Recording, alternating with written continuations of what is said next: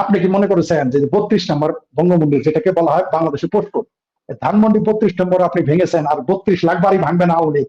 আওয়ামী লীগ এত ভালো মনে করতেছেন আপনি? একটু আওয়ামী লীগের বদনাম করি কি বলেন, তাই না? আওয়ামী লীগ ভাই আপনাদের আওয়ামী লীগ এবং ছাত্রলীগ যুবলীগ কিন্তু ভাই আপনারা যারা এই যে টাকলা ভুয়া পাকি বাদের পোলা হাদি, তারপর আরো যারা যারা এই যে এখন বড় বড় বীর মহাবীর হয়ে গেছেন ভাই, আপনাদের 5টা ভোট নাই, 20টা লোক নাই। আপনারা যদি বঙ্গবন্ধুর বাড়ি ভাঙতে পারেন তাহলে সারা বাংলাদেশে কোটি কোটি আওয়ামী লীগের সমর্থক, লক্ষ লক্ষ আওয়ামী লীগের, ছাত্রলীগের, যুবলীগের, কৃষক লীগের ছাত্র নেতা, যুব নেতা, কৃষক নেতা রয়েছে, এমনকি যুব নেত্রীও রয়েছে। ভাই আমি একটু বিশ্রী ভাষায় বলি, আওয়ামী লীগের যেগুলো যুব নেত্রী আছে তারা পেশাব করা শুরু করলে তো বঙ্গোপসাগরে ভাইসা যাবে বাংলাদেশে জামাত জামাত হেফাজতেরা। শুধু বেড়াকে ফিরে যেতে দেন। এই বাংলাদেশের এই যে রাজাকারের পাহারাদার মিস্টার ওয়াকারকে শুধু বেড়াকে ফিরে যেতে দেন। বাংলাদেশের আওয়ামী লীগের নেত্রী যারা আছে, মহিলা আওয়ামী লীগ, যুবলীগ যারা আছে, তারা পেশাব করলে ভাইসা যাবে ওই পাকিবাদীর পোলা হাতিরা, ওই টাকলা ভুয়াদেরা ভেসে বঙ্গোপসাগরে চলে যাবে। এটা যারা জানে না, এদেরকে পেটাইতে হবে না। এত বিলাই আটকায় মারতেছে, বললাম আবারও শব্দ প্রচার করতেছি, শুধু মহিলা লীগ, মহিলা লীগের নারীদের পেশাবে বাইসে যাবে পাক বাহিনীর এই উত্তর শরীর। আমি বলে দিলাম আপনাকে, এই 32 নম্বরের ভাঙার কারণে নিজেদের বাড়িঘর ভাঙার আয়োজন তারা করে ফেলেছে অবচেতন মনে, জানাই না তারা। জোশে তো হোশ হারাই ফেলছিল। ইয়ে জোশ নেই আয়েগা। দেখতে পারবেন কবর, আপনি বঙ্গবন্ধু, আপনি কমরেড বাদলের কবর ভাঙেন নাই তো, আপনি কার কবর ভাঙছেন? মুক্তিযুদ্ধের পক্ষ শক্তির মানুষের কবর ভাঙছেন। কমরেড বাংলাদেশের কত 20,000, 50,000, 1 লাখ, 2 লাখ, কিন্তু এই কমরেড বাদলের কবর ভাঙার প্রতিশোধ, আগুন দেওয়ার প্রতিশোধ এই বাংলাদেশের মুক্তিযুদ্ধের পক্ষের মানুষ নেবে। তারা কিন্তু লাখো কোটি। কারো খবর এই যে যারা বললেন না যে কিভাবে বিলাই মারার, বিলাইরে ঘরের মধ্যে আটকে বাইন্দা মারার ফল বলতেছি, বাংলাদেশে কোনো জামাতির কবর এই দেশে থাকবে না। লিখে রাখেন আপনি, আজকে ডেট দিয়ে আপনার খাতায় লিখে রাখবেন, আমি বেঁচে থাকি আর না থাকি এই রেকর্ডও থাকবে। বাংলাদেশে কোনো জামাত নেতার কবর অক্ষত থাকবে না। আপনি এই দেশে কবর শুধু ভাঙেন নাই, কবর থেকে লাশ তুলে আপনি তাকে পুড়িয়ে দিয়েছেন। এগুলো রিটার্ন আপনি পাবেন না। এগুলো হলো বিলাই ঘরের মধ্যে আটকায় বাইন্দা মারা। মারতেছেন মারেন, এখন আপনার পিছিয়ে ওয়াকার আছে, এখন আপনার পিছিয়ে ইউনিস আছে, এখন আপনার পাশে তুরস্ক আছে, এখন আপনার পাশে পাকিস্তান আছে, আরেকজন আছে মহাপরাক্রমশালী খুদা আছে, তার নাম নিতে মানা, ঠিক আছে, বাসরের নাম তো নিতে মানা, তারা আছে। তো এগুলো কয়দিন থাকবে আপনার কাছে ভাই? একটা দিন তো আপনাকে কেবল 14 মাস হয়েছে, নয় ধরে নিলাম আর 14 মাস থাকবে, তারপর তো এদের খুঁজে পাওয়া যাবে না। তখন আপনার পরিণতি কি হবে? আপনি কি মনে করেন যে ছেলেটা জয় বাংলা স্লোগান দেওয়ার কারণে আপনি তাকে গরু চুরের মতো মারলেন, সেই লোকগুলো আপনাকে ছেড়ে দিবে?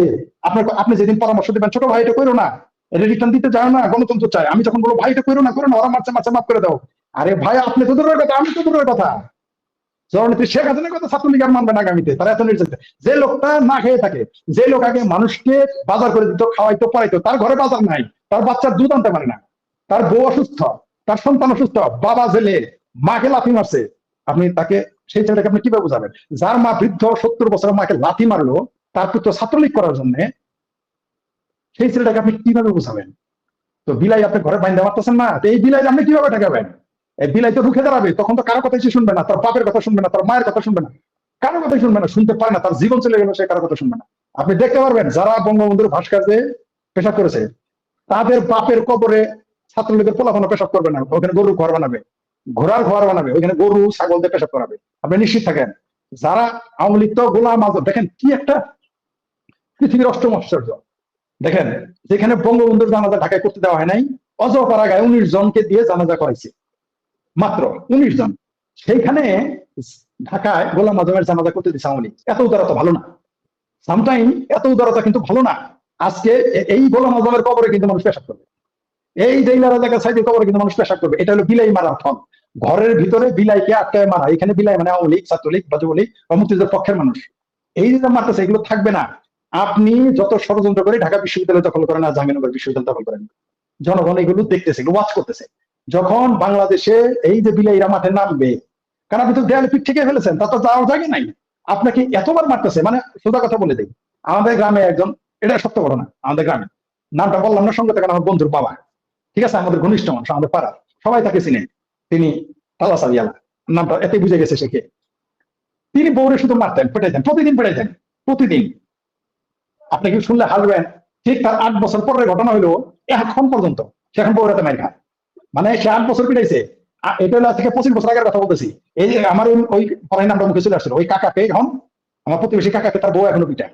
মনে রাখবেন, সে যে বউ নিরীহ, যে স্বামী ধমক দিলে পেশা করে দিত, সেই আমার কাকি, সেই কাকি কিন্তু কাকাকে আজীবন পেটাইতেছে। এটাই ঘটবে, এদের দশা এটাই ঘটবে। আর সেই জায়গায় তো বাংলাদেশ আওয়ামী লীগ তো নিরীহ কাকি না আমার, ওটা তো আমার ওই বন্ধুর নিরীহ মাটা না, ওই কাকার নিরীহ বউ না। ছাত্রলীগকে এরাই বলছে, এরা বলে ফেলতেছে তো, অলরেডি বলে ফেলছে হাড্ডি কুড্ডি পাওয়া যাবে না, বলছে না?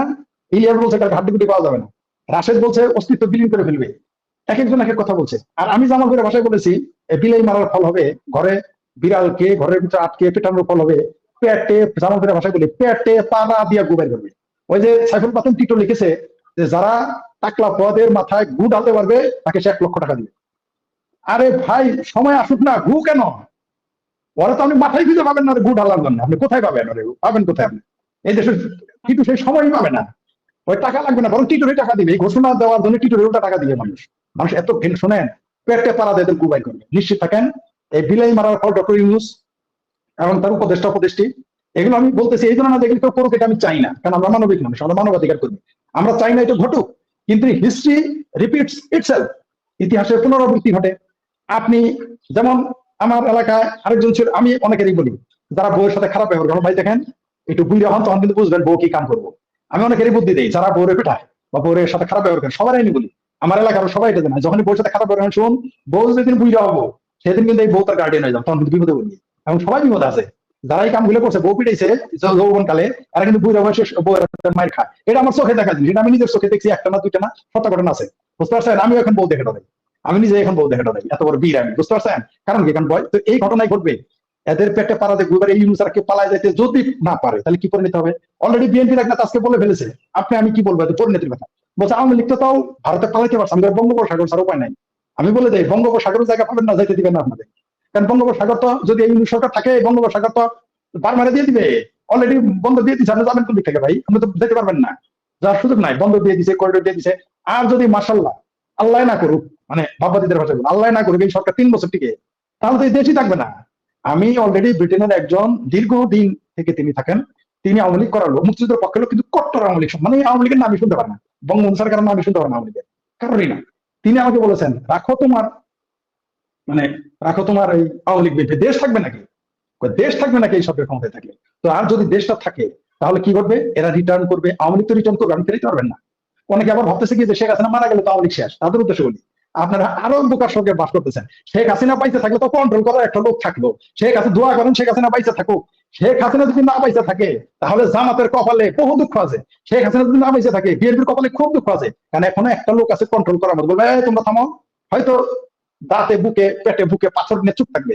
শেখ হাসিনা না থাকলে যারা বলছেন শেখ হাসিনা তো বুড়া হয়ে গেছে, কয়েকদিন পর মারা যাবে, তখন আওয়ামী লীগ শেষ, তাদের উদ্দেশ্যে বলি, এই যে বিলাই পিঠে বিলাইকে দরজা জানালা কেসি গেট এগুলো আটকে বাইন্দা পেটানোর ফল আওয়ামী লীগ শেখ হাসিনা বেঁচে না থাকলে কন্ট্রোল করা কেউ থাকবে না, পাগলা কুত্তার মতো পিটাবো তোমাদের, পাগলা কুত্তার মতো চিন্তা করতে পারবে না, কেউ থাকবে না কন্ট্রোলে। যারা মনে আওয়ামী লীগ ফিরবে, শুনেন 10 বছর আগে আমি একটা পোস্ট দিয়েছিলাম আজকে থেকে, সেটা আমার স্ক্রিনশট আছে, আপনাকে দিব বা পোস্ট দিব। 10 বছর আগে আমি বলছিলাম যে আওয়ামী লীগের পতন একদিন ঘটবে, কারণ এরা যা করতেছে এটা ভালো করতেছে না। আমার সেই পোস্টে এসে আমারই পছন্দের আওয়ামী লীগের লোকের আমার গালাগালি করছে, আমার বলছেন বিএনপির দালাল, ঠিক আছে, বিএনপির দালাল। এখন যখন বলি যে তোমরাও এরকম পরিস্থিতি এই হবে, তখন আমার বলে শেখ হাসিনার দালাল। আসলে আমি কার দালাল? এরা আগে ডিসিশন নেই যে আমার কার দালাল না। আমি ভাই কারো দালাল না, আমি হচ্ছি বাংলাদেশের মুক্তিযুদ্ধের পক্ষের একজন সাধারণ সৈনিক। আমি বাংলাদেশের মুক্তিযুদ্ধ বিরুদ্ধে কথা বলবেন আমি দাঁড়াবো, আমার মতো ফরিদারা দাঁড়াবে, আপনি বঙ্গবন্ধুর বিরুদ্ধে কথা বলবেন আমরা দাঁড়াবো, আমরা আমাদের জান মাল সবকিছু কাউকে লাগা দেননি, আমরা সামনে মুখোমুখি দাঁড়াবো। আপনি মুক্তিযুদ্ধের বিরুদ্ধে কথা বলবেন আমরা আপনাদের রক্ষা করবো, আপনাদের আপনাদের সাথে আমরা কিছুই বলবো না, এটা আমরা মেনে। আপনি 32 নম্বর ভেঙে ফেলবেন, আমরা আমার বাড়ি ঘর করার জন্য ব্যস্ত থাকবো। ন যে দেশে বঙ্গবন্ধুর বাড়ি নাই সেই দেশে আমার যারা মুক্তিযুদ্ধের পক্ষে তাদের বাড়িতে কি হবে? বঙ্গবন্ধুর সেই বাড়ি, এটা তো শুধু একটা বাড়ি না, সেটা তো একটা সাইন, সেটা তো একটা চিহ্ন, আপনি সেটা ভাঙতে পারেন না। আপনি সলিমুদ্দি কলিমুদ্দির বাড়ি, তার বাড়ি এক না। অনেকে আবার এখানে উদাহরণ টানে আরেক বাড়ির কথা, সেই বাড়ি আর এই বাড়িও এক না। এটা তিনি দান করে দিয়েছিলেন মুক্তিযুদ্ধ জাদুঘরে, সেটা একটা বাংলাদেশের প্রতিষ্ঠান হয়েছিল, জাদুঘরে পরিণত হয়েছিল, সেটাকে আপনি কিভাবে বাংলায়? তবে বাংলাদেশের মানুষ যেটা বলেন বিলাই মারার পরিণতি তাদের ভোগ করতে হবে খুব শীঘ্রই। বিলাই মারার পরিণতিতে তাদের কবর থাকবে না, তাদের লাশও নাও থাকতে পারে, এমনকি তাদের বাধ্যতার লাশ নাও থাকতে পারে, পুরান কবর করতে পারে। আপনি দেখলেন কয়দিন আগে একটা আওয়ামী লীগের কর্মীর নাকি নেতার, বরিশালের এক ইউনিয়নের নেতার কবর ভেঙে দিল, এগুলো আপনি রিটার্ন পাবেন না। আমরা চাই না এগুলো ঘটুক, কিন্তু এগুলো ঘটবে, আপনি ঠেকাইতে পারবেন। গত 3-4 দিন ধরে ঘটনাগুলো দেখছেন। ঢাকা শহরের new market area, science laboratory এরিয়াতে আওয়ামী লীগের বিশাল মিছিল, এবং পাকিস্তানের পররাষ্ট্রমন্ত্রী আমাদের বাঙালিদেরকে হৃদয় পরিষ্কার করতে বলার কথা, সবই আপনারা অবগত আছেন। এই সব কিছুই ঘটছে ইউনুসীয় জবানায়।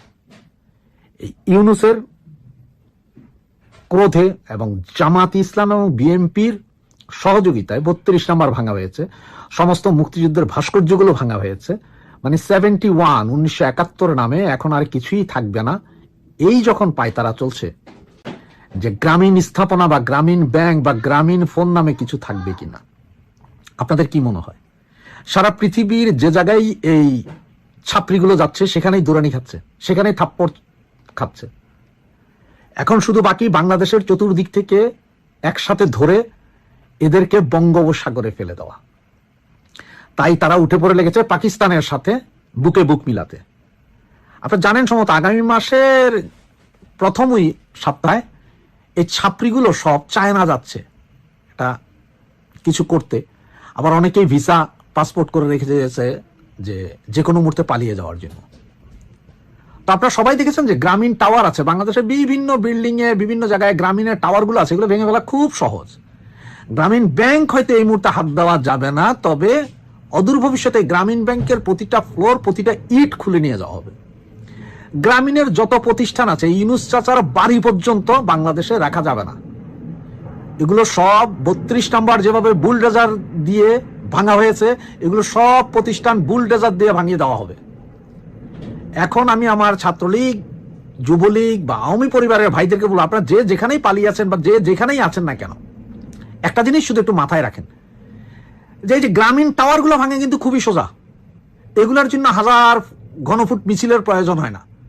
দুই একটা রড দিয়ে বাড়ি দিলে গ্রামীণ টাওয়ারগুলো ভেঙে ফেলা যায়। বাংলাদেশের বিভিন্ন জায়গায় আনাচে কানাচে গ্রামীণ টাওয়ার আছে। শুরু করেন আজকে থেকে ভাঙা গ্রামীণ টাওয়ার। কারণ একটা জিনিস কি জানেন, যখন আপনি কারো পেটে লাথি মারবেন তখন তার যায় মাথা নইরা ওঠে। কারণ হচ্ছে আপনি যখন পেটে লাথি মারবেন তার খাওয়া দাওয়া বন্ধ। সুতরাং এই গ্রামীণের স্থাপনায় যখনই আপনি আস্তে ধীরে আক্রমণ শুরু করবেন তখনই এই গ্রামীণ আলাদের মাথা নড়তে থাকবে। এই যে সমন্বয়কদের একটা দুটো করে, যেমন বিদেশে যারা আমরা দৌড়ানি দিচ্ছি এদেরকে, তারা কিন্তু না খাইয়া না দেয় দৌড়ানি দিচ্ছে। আমরা কিন্তু গত 16 বছরে কিছুই খাইনি।